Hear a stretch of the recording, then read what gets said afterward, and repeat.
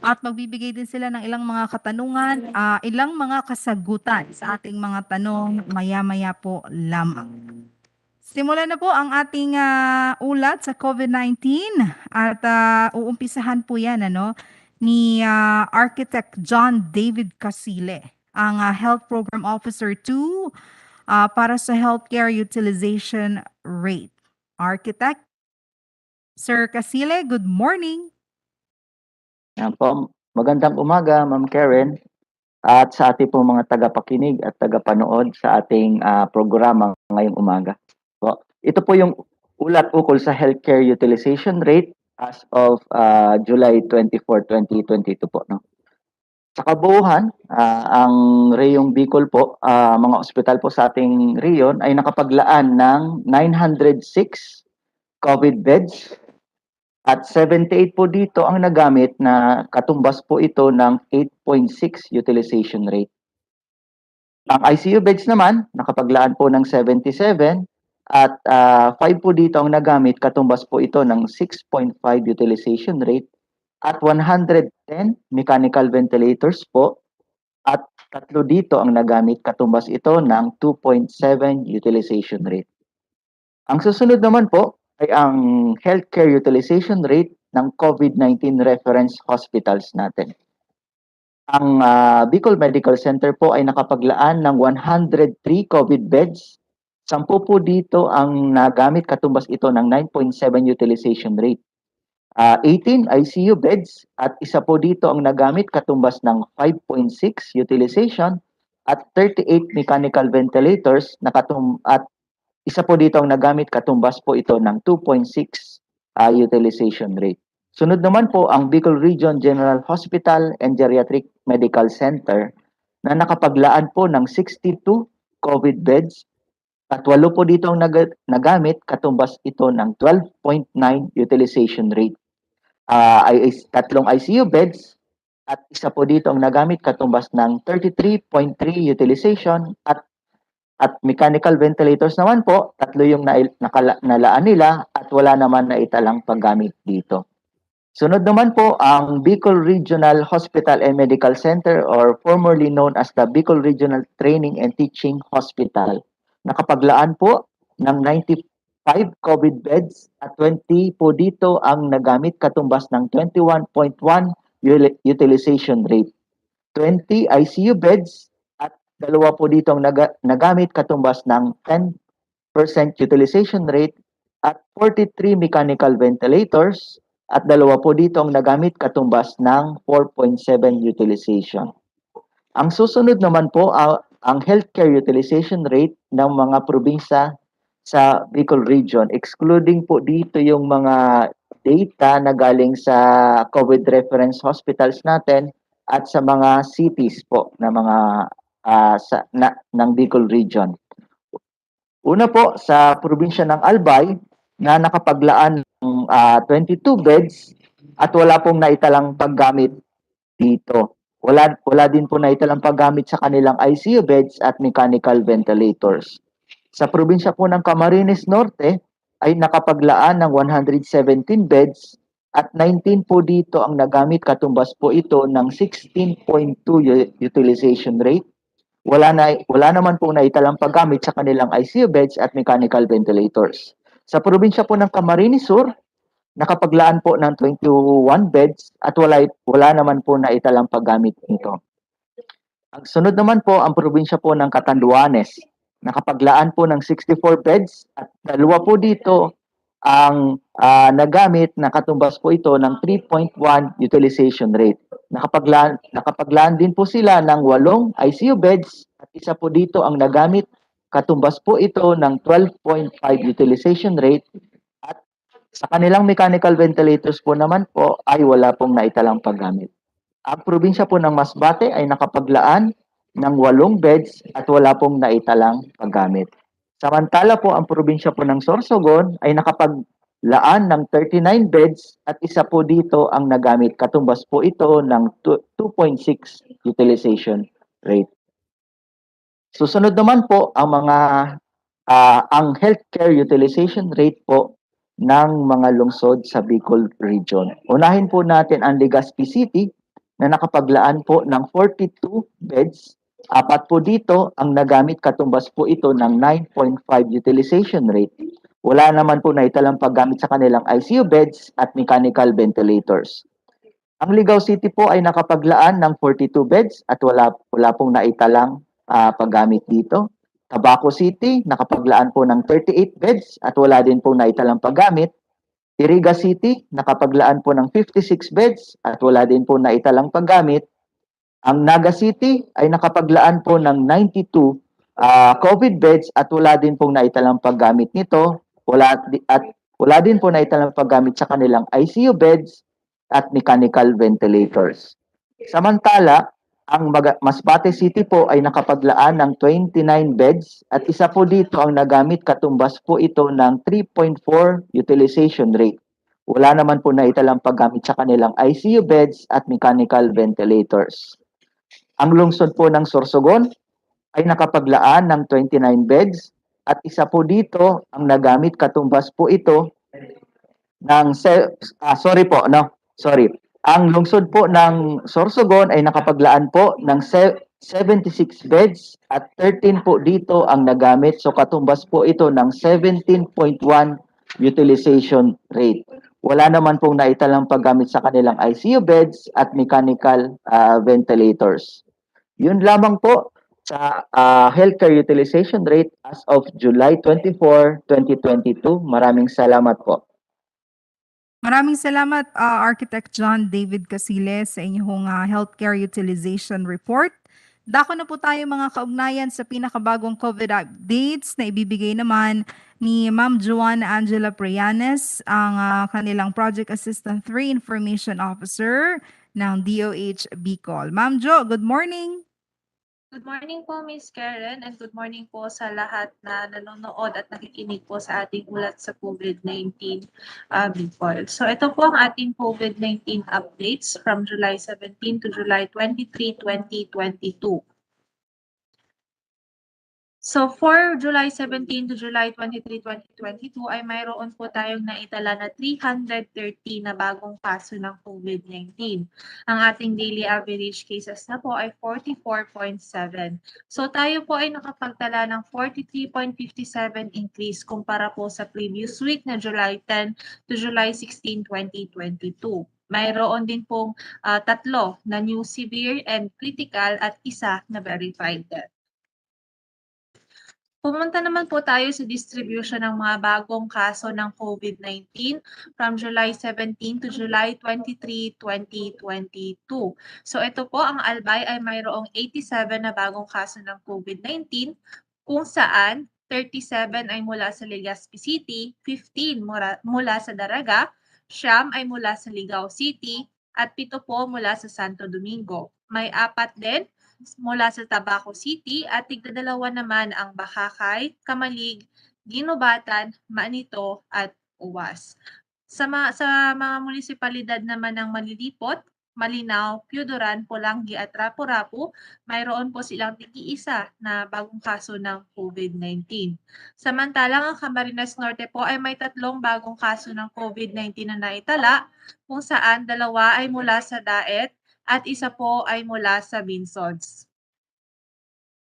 Ang Camarines Sur naman po ay mayroong 114 na bagong kaso ng COVID-19 from July 17 to July 22, 2022, kung saan 52 ay mula sa Naga City, 8 mula sa Pili, 6 Milaor, 5 Goa, at 4 naman po ang Cabusao, Iriga City, Libmanan at Minalabak. 3 naman ang mula sa Nabua at 2 ang Bombon, Buhi, Kamaligan, Kanaman, Presentasyon, Sipokot, at Tigaon. Samantalang, tig-isa naman po ang Baaw, Balatan, Bato, Bula, Gainsa, Lagunoy, Magaraw, Pasakaw, San Fernando at Tinambak.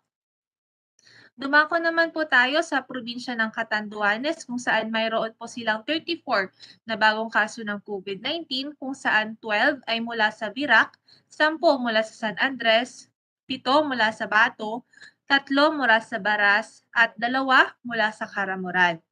Ang Masbate naman po ay mayroong 24 na bagong kaso ng COVID-19 kung saan 9 ay mula sa Aroroy, 9 rin ay mula sa Masbate City, 2 ay mula sa Milagros at ang Esperanza, Palanas, PUB Corpus at San Fernando ay may tig-iisa na bagong kaso ng COVID-19.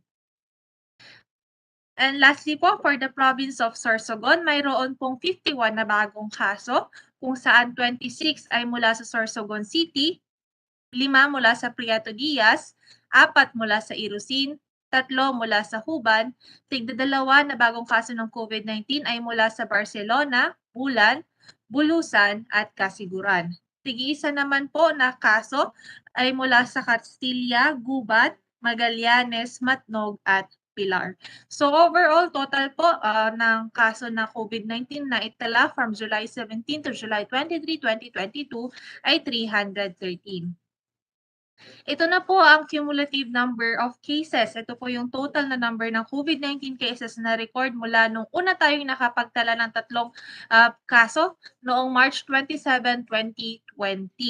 So as of July 23, 2022 po, ang Albay ay may 8,235 na total of COVID-19 cases. Camarines Norte, 4,071, Camarines Sur, 17,125, Catanduanes, 3,321, Masbate, 5,658, Sorsogon, 8,529, Legazpi City, 3,969, Naga City, 8,772, and others po, 244. So, ang total na bilang ng kaso na nai-record ng COVID-19 cases na nai-record sa Bicol Region ay 59,924. Sa recoveries naman po, mayroon pong nai-report sa ating Regional Epidemiology and Surveillance Unit na 168 recoveries from July 17 to July 23, 2022, kung saan 9 ay mula sa Albay, 3 mula sa Camarines Norte, 26 Camarines Sur, 25 Catanduanes, Sorsogon 57, and Naga City 48. So ang total na bilang na po ng recoveries for the whole Bicol region ay 56,598. So ito po ay 94.45% po ng total na na-record na cases sa buong Bicol region. Pumunta na po tayo sa deaths. Meron pong isa na i-report na death sa Bicol region at iyan po ay mula sa Masbate. So ang total number of deaths na for the whole Bicol region ay 2,617. Paalala lamang po, ang mga report po natin sa deaths ay hindi po nagre-reflect ng actual date of deaths. Ang mga report po ay base din po sa mga validated reports na kasama po yung death certificate ng mga pasyente. Ito na lang po ang bilang ng active cases as of July 23, 2022. So since mayroon po tayong 313 na bagong kaso na naitala noong July 17 to July 23, 2022, ang total active cases po natin ay 709, kung saan 117 ay mula sa Albay, 11 ay mula sa Camarines Norte, 156 ay mula sa Camarines Sur, 46 ay mula sa Catanduanes, 52 ay mula sa Masbate, 44 ay mula sa Sorsogon, 64 ay mula sa Legazpi City, 71 ay mula sa Naga City, and 148 po for others. So yun lamang po ang ating COVID-19 cases updates. Back to you po, Ms. Karen. Maraming salamat, Miss Joanna Prianes. So from July 17 to July 23, meron pong naitalang panibagong 313 COVID cases.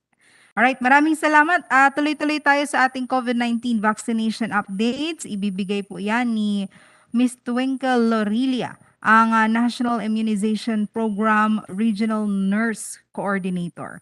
Ma'am Twinkle, good morning.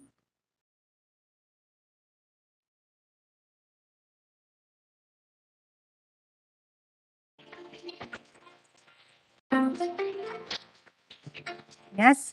Good morning, Ma'am Twinkle Lorilia.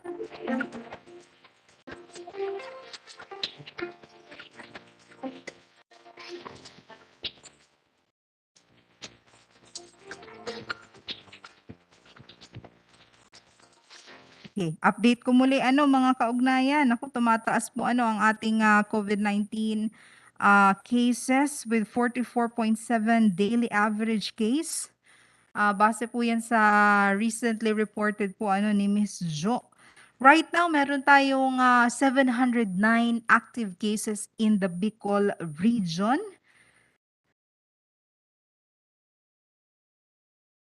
At that's from July 17 to July 23 po Meron namang naitalang 168 recoveries, mga kaugnayan, at isa pong validated death for the week.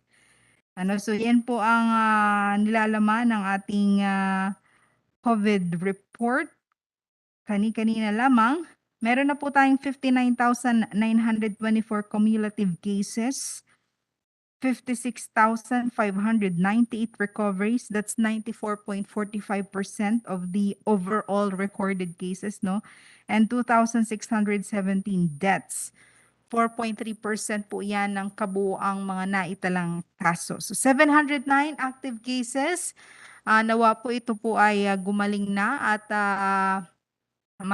response ng maayos syempre at hindi na po kumalat pa ang COVID-19 na case Pero mamaya sa ating pong question and answer makakasama po natin si Doktora Au Daluro at pag-uusapan po namin yung updates doon sa variants po ng COVID-19 at kung meron nga bang nakapasok na mga cases or variant dito po sa Bicol.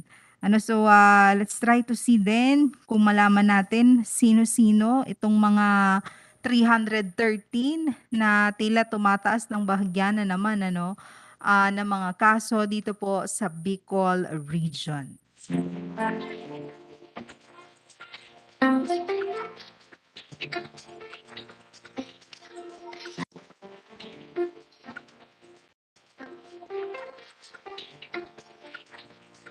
By the way, mga kaugnayan, since DOH na lamang ho ini later on sa ating pong talakayan, we will be talking about mental health at the right to mental health ng Commission on Human Rights Region 5. So antabayanan niyo po ang aming talakayan later at 11:30 a.m.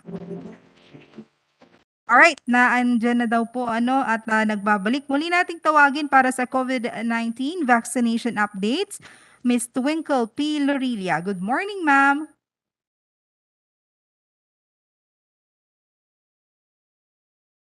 Ma'am, if you're speaking, medyo hindi ka ho namin naririnig.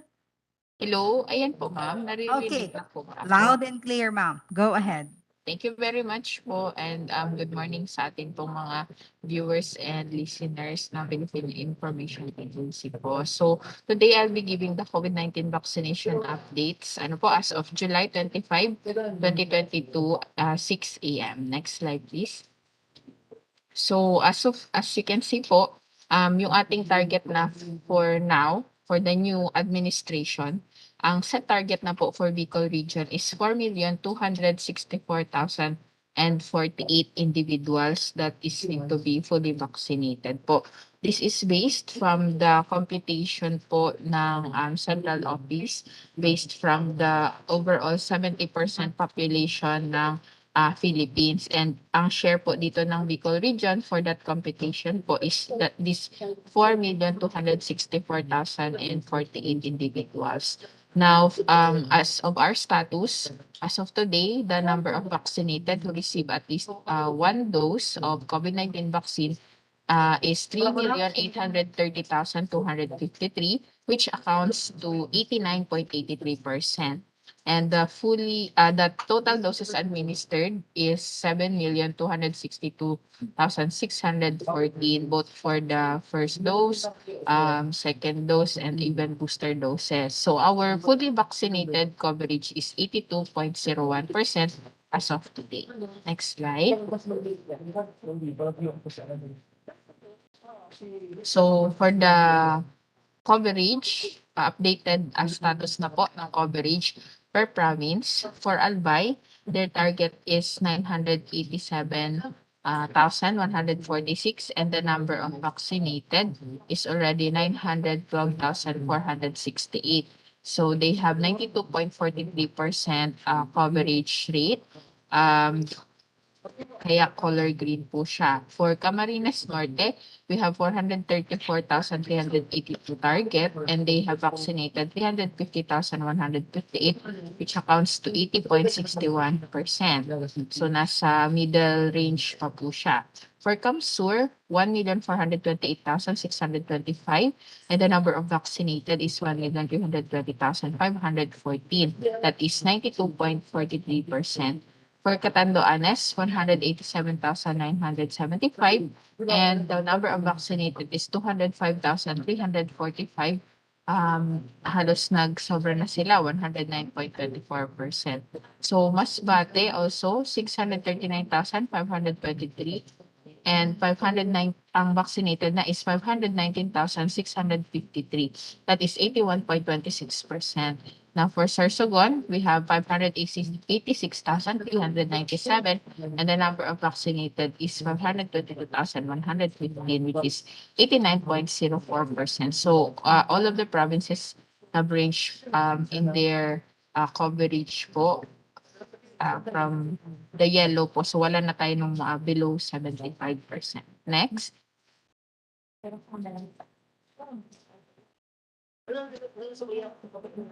Now, for the fully vaccinated status naman po, yung presentation a while ago is just with one dose. Now, for the fully vaccinated individuals, as status per province, the highest so far is the province of Catanduanes.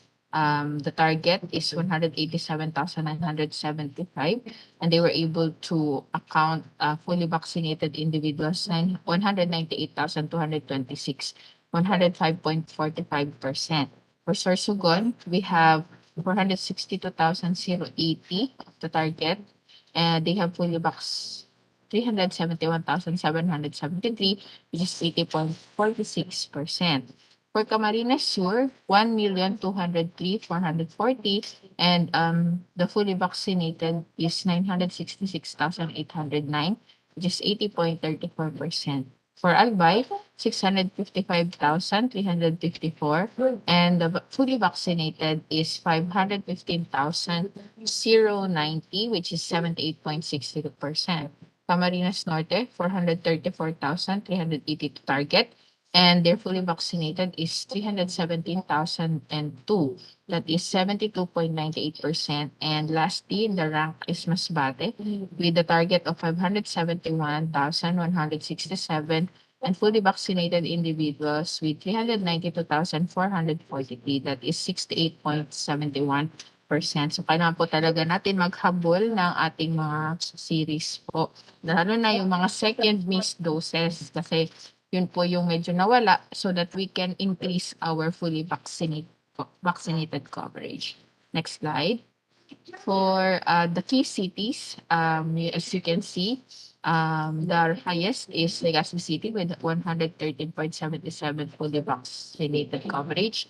Naga City with 98.87%. Masbate City, 98.22%. Sorsogon City, 95.22%.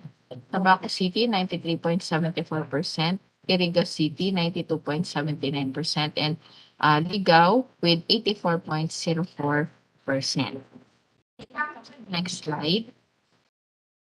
So for our the coverage also of the different priority groups, as of today po, we can, for the coverage, yung first row po natin dito sa baba, it accounts for the those who receive single dose for the primary series and one dose Janssen. And while the percent of fully vaccinated, yung nakakomplete po ng kanilang 2-dose series and 1 dose na Janssen. So for our workers in frontline health services, we have estimated target of 85,506, and the coverage with at least one dose is 188.68%. For the fully vax, we have 177.34%. So as you can see, itong priority group po na senior citizen, dito po tayo medyo mababa po. We only have those who receive with at least first dose, 67.80%, while the fully vax is 65.35%. So that is why with the presidential directives po natin, for the first 100 days, kailangan po natin ma-reach yung 90% po ng 85% target na sinet po sa atin ng central office. For the individuals with comorbidity, we already have at least one dose, 102%, and for the fully vaccinated, 90.88%. For the 12 to 17 years old, we also have good coverage, at least one dose, 122%, and fully vaccinated is 109.78%. Now, for the 5 to 11 years old, we need to continuously encourage our parents po and the schools to ensure na fully vaccinated na po ang ating mga 5 to 11 years old. Because yung ating with at least one dose is only 35.12%, and the fully vaccinated 5 to 11-year-old is only 25.94%. While for the rest of the adult population is we have 99% for the who receive at least one dose, and for fully vaccinated, 92.29%. So our overall coverage based on the new target set to us by the central office with at least first dose, 89.83%, and the fully vaccinated, 82.01%. Next slide. So you can access the dashboard of the COVID-19 vaccination status per province through this link sa inyong mga screen. So that would be all po for our COVID-19 vaccination coverage updates. Thank you.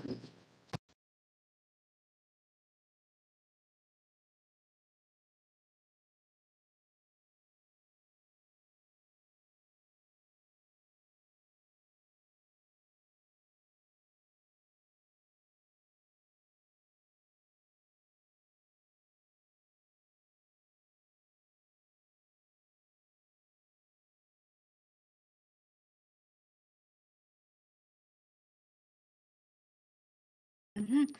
Okay. And gusto rin natin malaman yung number of fully vaccinated in number po ma'am ng mga individuals. Itong 82.01%.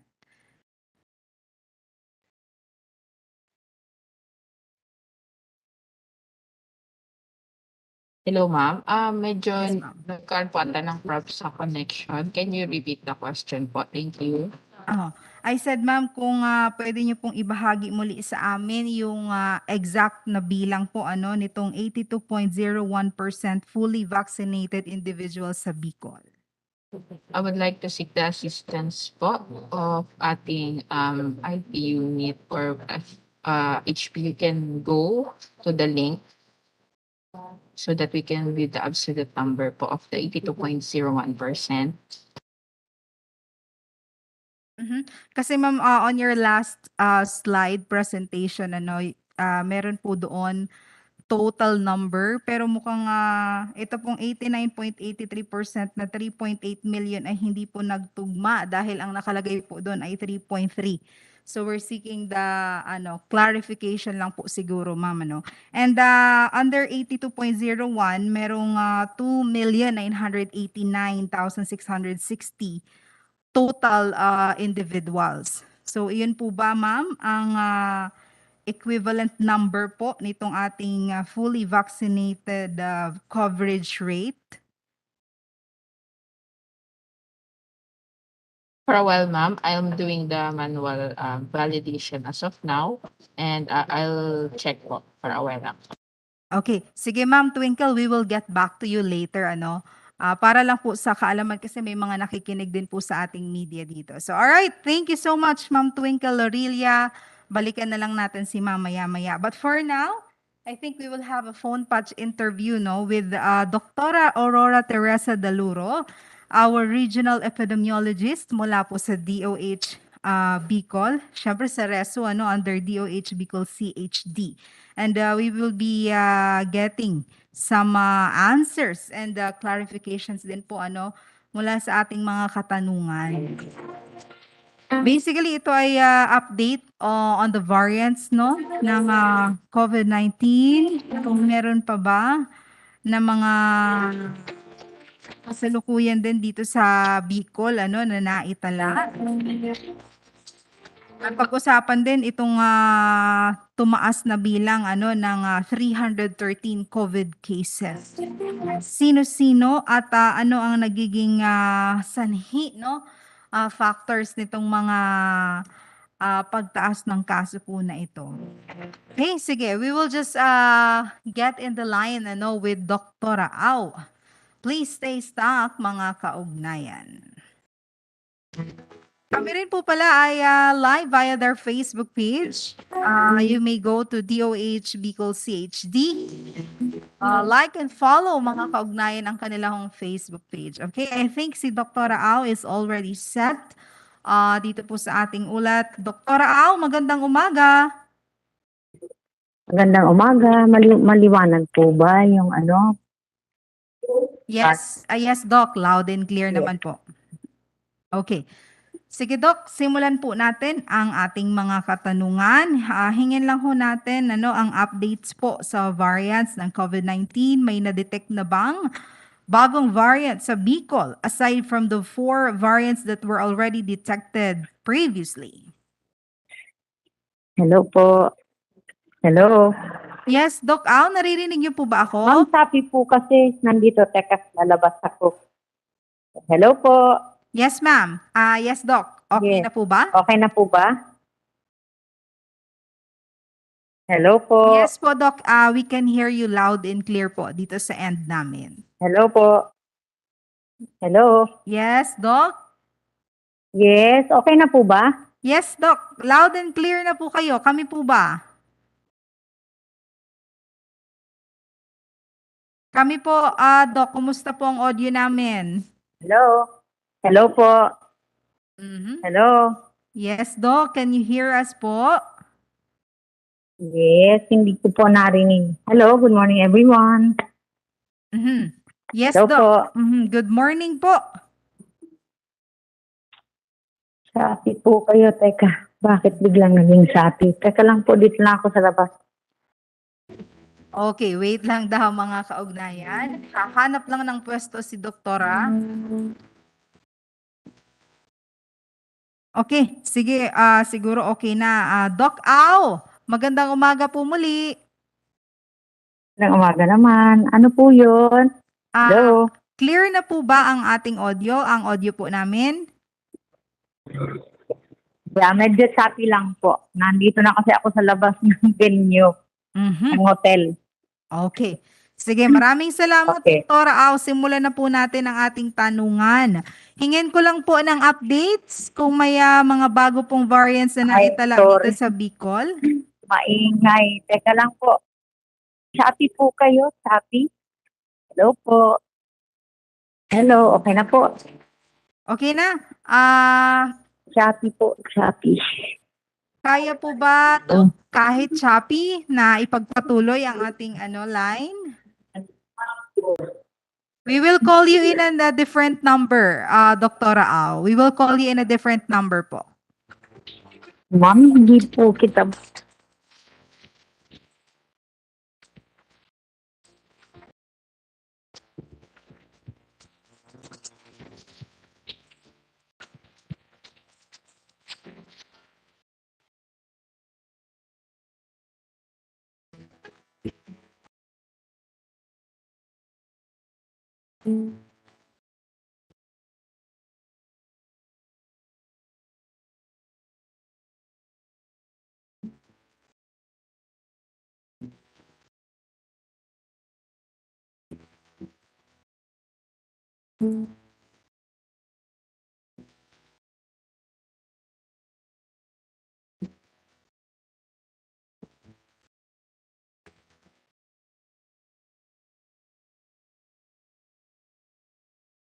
We are just calling from a different number, mga kaugnayan. Si Doktora Au.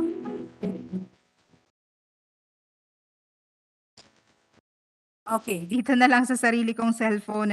Let's see. Hold on po, Doc, ano? Okay. Mhm. Okay. Yes, good morning, Doc. Can you hear us? Morning. Okay, wait. Taasan ko lamang po ano ang ating pong Sige, Doc. Lang po. Can you speak po for a while para ma-check ang ating audio? Hello po. Hello. Okay. Okay na po ba, sir?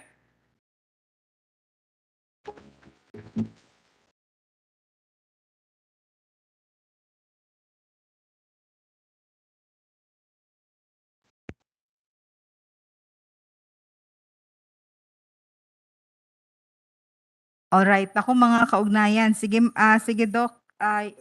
Okay, sige. Please call us, Doc. Thank you. Alright, mga kaugnayan. Ganito talaga ang minsan nangyayari ano, sa mga signals and communication.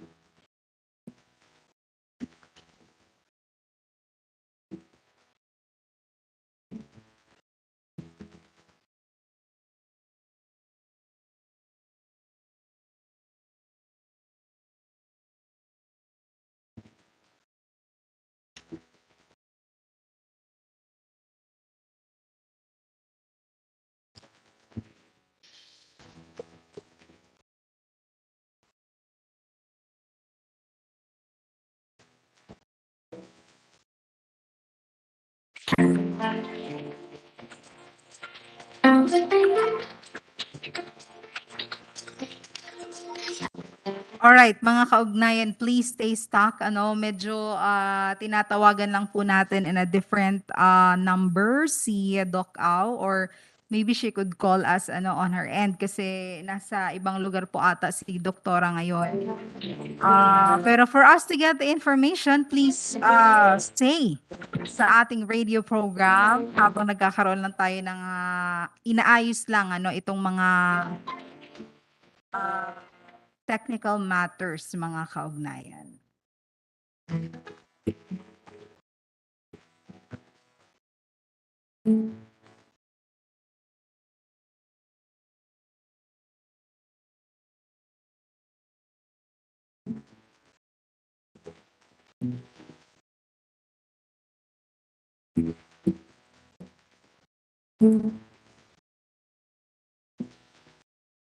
Okay, while waiting for Doc Au, can we go back na lang siguro ano kay Ma'am Twinkle, baka nandiyan pa si Ma'am, and meron tayong naantalang katanungan ano mga kaugnayan.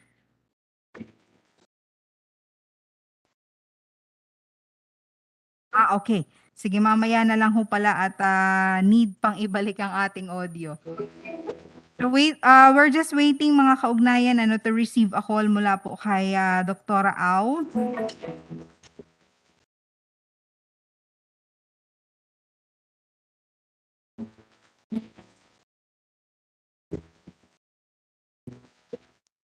Okay, let's see once again, and I hope ito ay loud and better na. Doktora Aurora Daluro, good morning, Doc. Marahay na aga po sa inyong lugabot sa ating mga nagtagay nanyo. Hello po. Good morning, Doc. Naririnig niyo po ba kami this time? Clearly? Shopee po. Shopee. Sorry talagang. Oo. Shopee. Kahit Shopee, Doc, pwede natin ipagpatuloy itong ating tanungan. Okay. Sige, simulan po natin, Doc. Hingi po kami ng update sa variants po. May na-detect po bang bagong variant sa Bicol? Okay. Sana po naririnig ako ng malinaw. For July 6, 2022, dun sa aming variant ng trackers, meron po tayong na-detect na B8.4 and B8.5. Ito po yung sublineages o the Omicron variants na na-include po sa ating listahan dito sa Bicol. Pero po, kahit variant sila ay kasama pa rin sa grupo ng Omicron. So, meron po tayong bagong naalaman tungkol sa sublineage na po ito sa original na nandito po sa Bicol na Omicron variant is B.1.1.529. So, ang na-detect po natin na kasama pa dito sa grupong ito ng B.1.1.529 ay ang BA.2 or sinasabing stealth Omicron. So, meron po tayong BA.2.12.1 and ito po yung ang nalaman po dito ay pwede pong mas nakakahawa po to than the original, the BA.2 na variant. So, meron po tayong mga available na evidence na hindi naman ang evidensyang ito po wala naman pong masyadong pagkakaiba sa severity or yung kumbaga sa Bicol sirara kang daradarang hilang or clinical manifestation itong nahihiling ang mga sintomas sa mga pasyente compared sa BA.2.12.1 na Omicron po. Kaya lang po may kaibahan po kita. Yun po ang sa BA.2.12.1 na dinescribe ko. So bago, ini naman ang kaibahan kang BA.4 and BA.5 na sublineage. So inindo ang 0.4 and 0.5 na BA sublineage. Potensyal na medyo mas mas mabilis or masalangkaw ang nahahawaan na tao kainin ang sublineage na ini tapos medyo po kumbaga kumpara naman sa ibang nakaaging mga virus na variant of concern sa Delta and the previous na medyo may kababaan po din dahil nag-iepekto ang satuyang EUA na monoclonal antibody treatments pong na-discovery. So, medyo din dahil nagtatalab, siring kang pagtalab sa mga nakaaging strains. Tapos may potential po na nagbababa ang kakayahan na ma-neutralize kainin satuyang bakuna in BA.4 and BA.5. So, tumatalab pa din po ang bakuna, kaya lang dahil gayo pong mas naang talab po kaysa itong mga nakaaging Delta variant, so Beta and Alpha po. Okay. Yo, sana Doc, po naririnig ko ako. yes po, Doc, naririnig ka po namin. Salamat po Opo. sa pagbahagi po sa amin nito. Pero ulitin ko lang, Doc, ilan po na BA.4, if I heard it right, and BA.5 na variants ang na-detect po dito sa Bicol? Sa ngayon, wala po tayong breakdown yan. Pero wala pong nadagdag since nung July 6. So, mga ilan-ilan pa lang po. Data sa ngayon, pwede po sa next po natin ma-disaggregate yung ating bagong Omicron B.1.1.59 po na sublineage po ng pamilyang Omicron na sakit. Okay, sige po. Maraming salamat. Doc, anong sector po ang very crucial ngayon sa COVID-19 increasing cases? Health. Hindi ko po maintindihan. Shopee po. Okay. Doc, ano-ano pong mga sektor ang very crucial ngayon sa COVID-19 cases sa Bicol? Ma'am, Shopee talaga. Sorry. Shopee. Shopee po. Garbled na hindi ko na towards the end. Hindi ko po maintindihan. Sorry po. Okay. Sige, ganito na lang, Doc, dahil even we also medyo nag-extend na rin po tayo sa time. If you could hear us clearly, baka later on, ang DOH will just issue their statement on this update for Bicol. Ano po ngayon, Doc, siguro ang last po ninyo na mensahe para po sa ating mga tagapakinig nood? So, Yes, Doc. ma'am, hindi na po talaga maintindihan. So, yun po walang yatang lugar na kinaroroonan ko ngayon ang may problema po sa signal at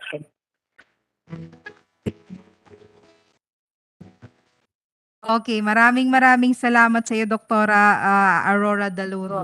Mga kaugnayan ako, apparently, and sadly to say, hindi po naging maayos yung ating connection dahil mahina po siguro ang signal sa end po ni Doc Au. But in our end, clear naman, loud and better ang audio. But anyway, siguro, Ma'am Joy, if you're still around, maybe they can make a statement na lang, especially for our friends in local media, pasensya na, maganda sana po itong ating pag-uusapan dahil tumataas po ang kaso ng COVID-19 dito sa Bicol region.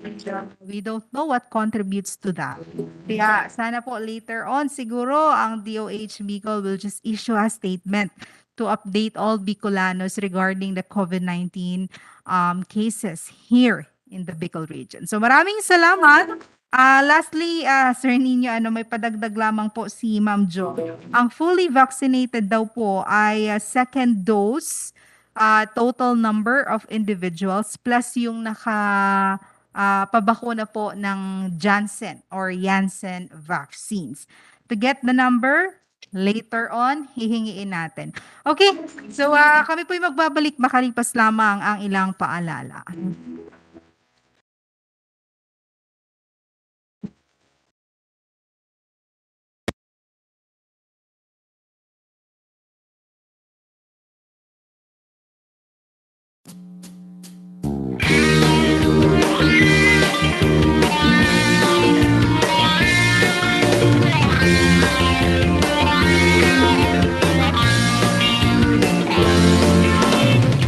DOHCHD, DOHCHD, Servisyo Salud Colon.